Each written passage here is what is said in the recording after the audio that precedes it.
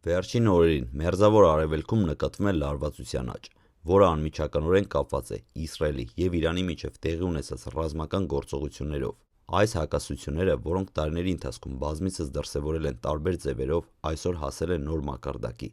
ինչին վերջերս է ավելի լայն ուշադրություն դարձվել միջազգային լրատվամիջոցներում։ 2025 թվականի հունիսի երկրորդ տասնօրյակում Իսրայելը լայնածավալ օդային հարվածներ է հասցրել Իրանի տարբեր ռազմավարական և ռազմական ենթակառուցվածքներին։ Այս գործողությունները, որոնք պաշտոնապես անվանվել են «բարձրացող առյուծ» նպատակ ունեն խթանել Իրանի միջուկային ծրագրի նկատմամբ վերահսկողությունը և կանխարգելել հնարավոր սպառնալիքները, որոնք ըստ Իսրայելի պաշտպանության նախարարության կարող են ներկայացնել վտանգ տարածաշրջանային և միջազգային անվտանգության համար։ Սա առաջին դեպքը չէ, երբ երկու երկրների միջև ռազմական գործողություններ են տեղի ունենում, սակայն այս անգամ գործողությունները առավել տրամաբանված են և ընդգրկուն։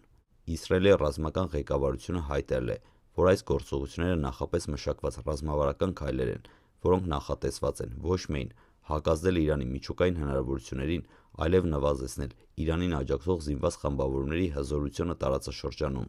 Իրանյան կողմը արձագանքել է այս գործողություններին հստակ և լուրջ, նշելով, որ նման հարվածները չափազանց վտանգավոր են և կարող են հանգեցնել նոր պատերազմի, որը կխաթարի տարածաշրջանի անվտանգությունն ու կայունությունը։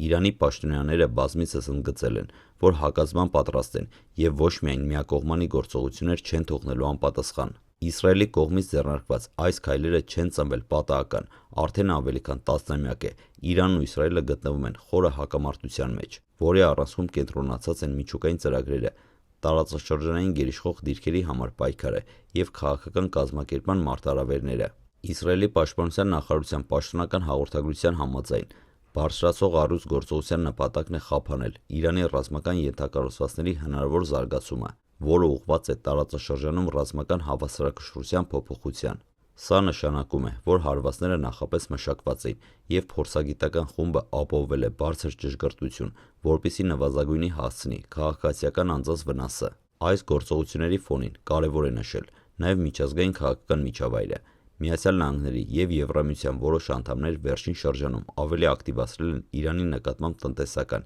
և քաղաքական ճնշումները ի պատասխան Իրանի միջուկային ծրագրերի և տարածաշրջանային գործողության։ Իսրայելն էլ իր հերթին օգտվում է այս իրավիճակից, ամրապնդելով իր դիրքերը և ստանում դիվանագիտական աջակցություն որոշ արևմտյան գործընկերների կողմից։ Հատկանշական է նաև, որ Իսրայելի գործողությունները նպատակ ունեն թույլ չտալ Իրանի հրթիռային և անօդաչու թռչող սարքերի արտադրության և տարածման զարգացումը, քանի որ այդ հնարավորությունները մեծացնում են հակամարտության ռիսկերը և տարածաշրջանային զինված ուժերի միջև հավասարակշռության խաթարումը։ Այս միջադեպը լայն արձագանք է գտել միջազգային լրատվամիջոցներում, որոնք տարբեր կերպ են ներկայացնում Իրանի և Իսրայելի միջև տեղի ունեցող զարգացումները։ Իսրայելական լրատվամիջոցները հիմնականում ընդգծում են գործողությունների ռազմավարական անհրաժեշտությունը և անվտանգության ապահովման կարևորությունը։ Նրանք նշում են, որ այս գործողությունները կանխարգելիչ բնույթ են կրում միտված տարածաշրջանում խաղաղության և կայունության պահպանմանը։ Իրանական լրատվամիջոցները մինչդեռ ավելի քննադատական մոտեցում են ընդունում։ Նրանց փոխանցմամբ Իսրայելի գործողությունները համարում են հարձակումներ իր ինքնիշխանության վրա և միջազգային իրավունքների խախտում, ինչը կարող է խախտել տարածաշրջանի խաղաղությունը։ Ամերիկյան, եվրոպական և միջազգային լրատվամիջոցները տարբեր գնահատականներ են տալիս, արտացոլելով իրենց երկրների դիվանագիտական դիրքորոշումները։ Ոմանք ներկայացնում են Իսրայելի գործողությունները որպես կանխարգելիչ և անվտանգության համատեքստում կայացրած, իսկ մյուսները զգուշացնում են լարվածության հետագա սրման վտանգների մասին։ ՄԱԿ-ի Անվտանգության խորհուրդը այս հանգամանքներում արտերտ քննարկումներ է նախաձեռնել, փորձելով գտնել ճանապարհներ իրավիճակի հանդարտեցման և խաղաղապահ միջոցառումների համար։ Այս պահի դրությամբ իրավիճակը շարունակում է մնալ անկայուն, և միջազգային հանրությունը մեծ ուշադրություն է դարձնում իրադարձությունների զարգացմանը։